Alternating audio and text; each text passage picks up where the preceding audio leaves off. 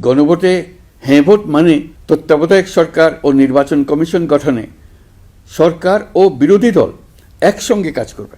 সরকার ইচ্ছামতো সংবিধান পরিবর্তন করতে পারবে না। গুরুত্বপূর্ণ পরিবর্তনের জন্য জনগণের সম্মতি নিতে হবে।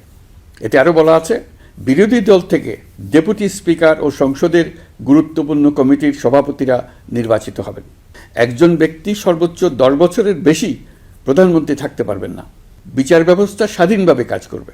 সংসদে নারীদের প্রতিনিধিত্ব বাড়বে। ক্ষমতার ভারসাম্য রক্ষায় পার্লামেন্টে একটি উচ্চ কক্ষ গঠিত হবে। আপনার মৌলিক অধিকার আরও সুরক্ষিত হবে।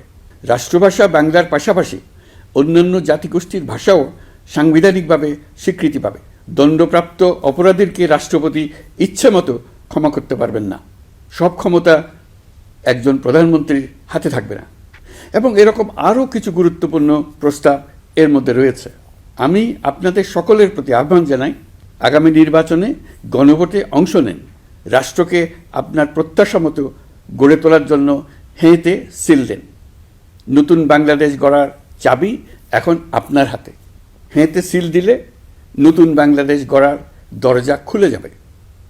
হেঁতে আপনি নিজে সিল দেন, আপনার পরিচিত সবাইকে সিল দিতে উদ্বুদ্ধ করুন এবং তাদেরকে ভোট কেন্দ্রে নিয়ে আসুন।